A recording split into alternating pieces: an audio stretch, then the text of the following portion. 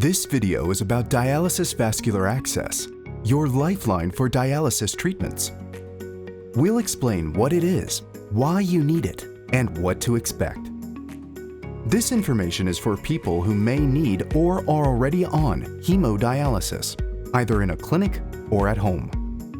Hi, I'm Carolyn, and I'm a hemodialysis patient. I've been on dialysis for 10 years, and I've had a few types of dialysis access. Getting an access probably seems like a really big decision. It did for me at least. At first, I didn't even want to think about starting dialysis. I was scared and a little lost because I didn't know what was going to happen or why it was happening. That's why we made this video. It's about 18 minutes long and explains what I wish I had known before I started my dialysis access journey. Getting your dialysis access is like going on a journey. It takes time, often months. And sometimes there are extra stops along the way. Everybody's journey is a little different, but starting early is always a great idea. Don't worry. Getting an access doesn't mean you have to start dialysis right away. Some people get their access months before they need dialysis.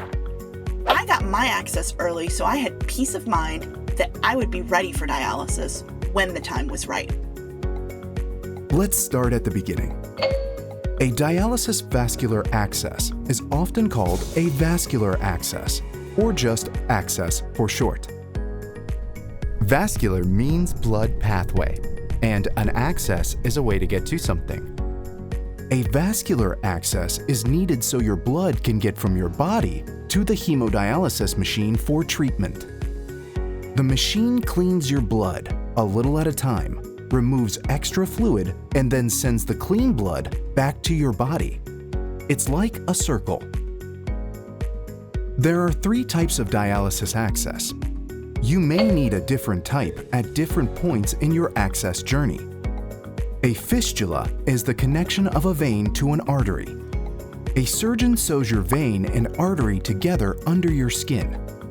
It's usually in your arm, either near your wrist or between your elbow and shoulder. A graft is also a connection of a vein to an artery, but a surgeon uses a small piece of soft tubing to connect your vein and artery. It goes under your skin in the same places as a fistula. A catheter is a small, soft plastic tube. Usually, one end of the tube goes into a large vein in your chest, and the other end comes out through your skin below your collarbone. It can also go in your upper leg. All 3 of these require some sort of surgery. Now, let's talk about their differences. 2 needles are used to connect fistulas and grafts to the dialysis machine tubes. This happens at every dialysis treatment. Catheters don't use needles. They connect directly to the dialysis machine tubes. There are other differences too. Fistulas take a while to become strong enough to use for dialysis, sometimes several months. But once they're strong, they usually last the longest. Fistulas generally have fewer problems than other access types. They don't get infected or clot as much, meaning they don't get stopped up with blood as often. Sometimes they look lumpy or bumpy under your skin, but not always. Everyone's fistula looks different. Grafts need time to be ready for dialysis too, but not as long as fistulas. Most grafts can be used in a few weeks, but they get infected more easily than fistulas and are more likely to clot. Catheters can be used for dialysis the same day they're put in. There's no waiting time, but catheters and their bandages can't get wet, so you can't shower or swim. They get infected more easily than fistulas and grafts, which can lead to hospitalization and even be life-threatening. That's why catheters usually aren't the best choice. But if unexpected things happen along your access journey, like needing dialysis right away or needing an extra procedure to help your access work better, catheters can be helpful for a little while. That was a lot of information. Here's my take. There are 3 types of dialysis access: fistula, graft, and catheter.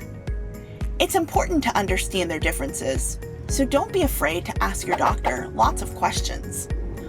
Over time, you may end up having different access types, and that's okay. It's actually pretty common. I've had 2 fistulas and a few catheters because that's what my body needed at the time. Make sure you know which type of access you have, so if someone asks, you can tell them. The next stop on the dialysis access journey is taking pictures of the veins and arteries in your arms or legs. This is called vessel mapping or vein mapping. These pictures help doctors figure out the best access for you and where it should go in your body. Vein mapping doesn't hurt you or your kidneys. No dye or needles are used, and it's not a surgery. An ultrasound machine takes pictures of the size and shape of your veins and arteries through your skin. It's just like looking for a baby in a woman's belly, but instead, it's looking for blood vessels in your arms or legs. When I got my vein mapping done, they took pictures of the veins and arteries in both my arms. It turned out that the blood vessels in my right arm were better than the ones in my left. So I got my fistula on the right, even though I'm right-handed. Meeting with a surgeon is an important stop on your access journey. Don't worry, the actual surgery comes later. During this visit, you'll talk about what access might be right for you and make plans for surgery. Before your appointment, think about what questions or worries you have. It's also helpful to tell your surgeon what's important to you and what you like to do, like go to work, exercise at a gym, or swim in a pool. Your surgeon will explain what they see in your vein mapping pictures and what access they think is best for your body. Sometimes they'll ask you to get other procedures, like to test how strong your heart is or how well you're breathing. These make sure you're safe for surgery. Extra tests aren't a big deal.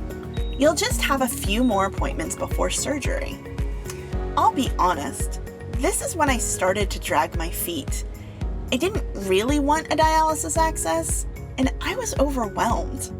It felt like too much time and effort. If you feel this way, tell your doctor.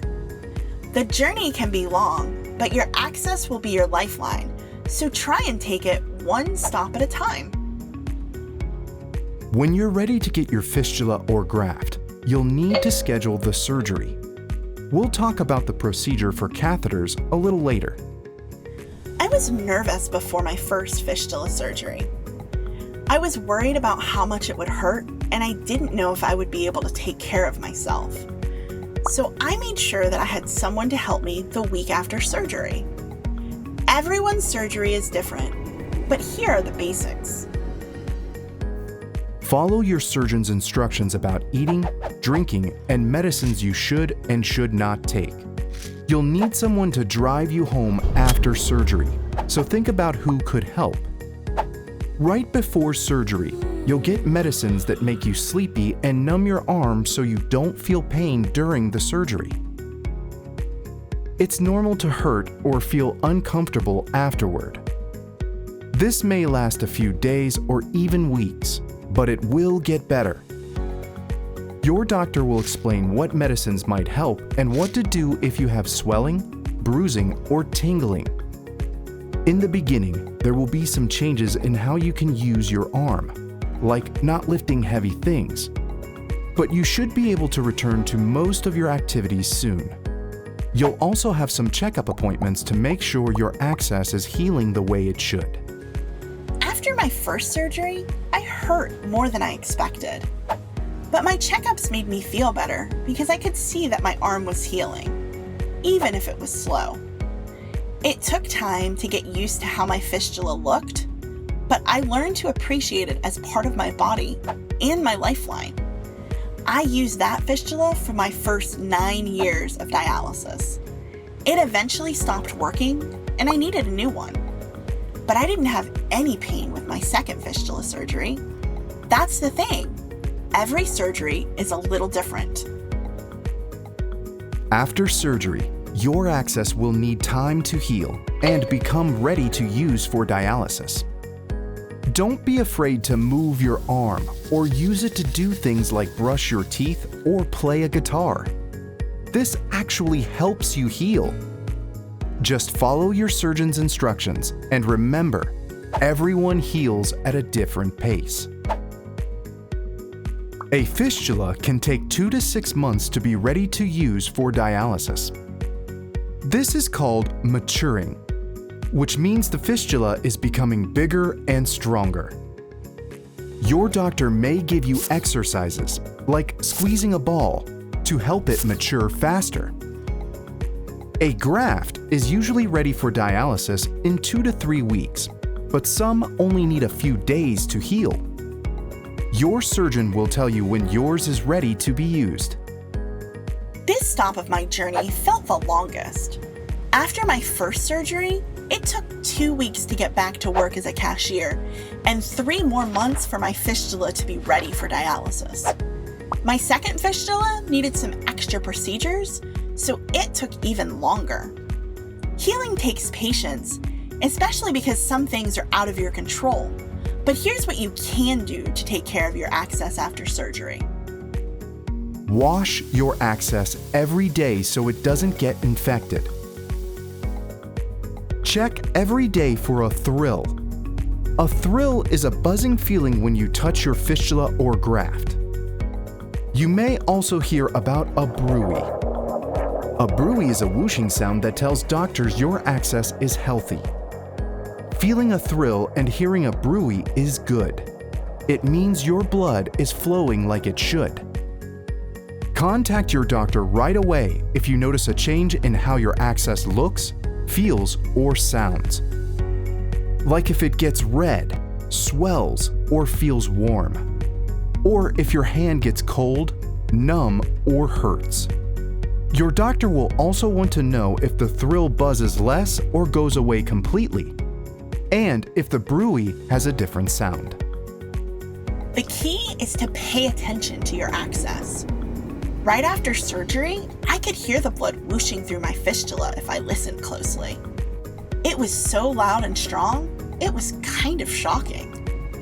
It took me a while to get used to checking for the thrill every day, but now it's part of my routine.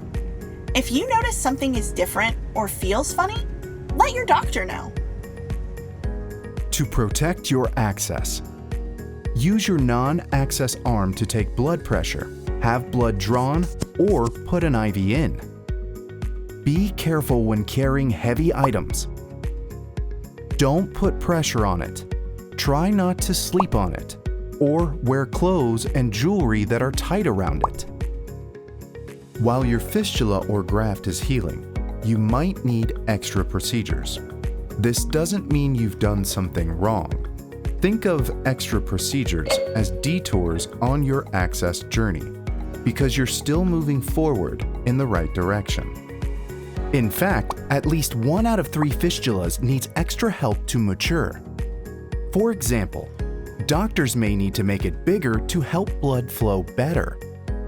This is done with a balloon or a little metal tube. But sometimes the fistula never matures, so you'll need a new access in a different place. For grafts, there are procedures to remove blood that may block or clot the access. These things can happen soon after surgery, or after you've used the access for a while. We've been talking about fistulas and grafts a lot, but some detours on your journey may lead you to a catheter. I used one while I waited for my second fistula to be ready for dialysis. That was tough since the catheter couldn't get wet, and I love to shower and swim at the beach. But I needed dialysis, and my fistula was too deep in my arm for the needles to reach. So I had another surgery to raise it up and used a catheter while it healed. Some people need a catheter for a longer time, or even the whole time they're on dialysis. It depends on each person's blood vessels and body. There are fewer stops to get a catheter. There's no vein mapping or extra appointments, and it's usually a pretty quick procedure. Follow your doctor's instructions about eating, drinking, and medicines you should and should not take. Right before the procedure, you'll get medicines to make you sleepy and numb where your catheter will go. Most times, you're not put completely to sleep. You shouldn't have pain when the catheter is placed, but you'll probably feel some tugging and pressure. It's normal to have some discomfort and soreness afterward. Your doctor will tell you what to watch for, but you usually don't need a follow-up appointment since a catheter can be used for dialysis the same day you get it. Catheters serve a purpose, but they can get clogged up and stop working, just like fistulas and grafts. There is a medicine that unclogs catheters, but if it doesn't work, you might need to get a new catheter. Lots of people have challenges with their access, and it's impossible to predict what will happen. So try and be patient. You'll start hemodialysis when you and your doctor decide the time is right. If you have a catheter, it will attach directly to the dialysis machine tubes. If you have a fistula or graft, 2 needles will be used to connect your access to the tubes. Putting the needles in your fistula or graft is called cannulation. This happens at every dialysis treatment. 1 needle takes blood from your body to the dialysis machine, and the other needle returns the clean blood back to your body. To make the needles hurt less, some people use numbing cream before dialysis. At the end of treatment, both needles are taken out. In the beginning, I was afraid of needles, but my body got used to them pretty quickly, and I barely feel pain now. If you choose to get dialysis in a clinic, the people who put the needles in are well trained. I do dialysis at home, so I stick myself. I feel in control that way, but that's just me. It's important to figure out what you need and what makes you feel best. That's the dialysis access journey. Everyone's is a little different. Things can take longer or go differently than expected. So it's a good idea to start early, even months before you might need dialysis. Work with your doctors every stop of your journey. They want to support you. Whether you choose dialysis in a clinic or at home, your vascular access will be your lifeline. Remember, you are not alone on this journey. It's okay to feel afraid or unsure along the way. Ask all your questions and get all the information you need. A lot of people want to help you, and they're just a phone call away. You've got this. Thank you to all of the kidney patients, doctors, and nurses who shared their stories so we could make this video.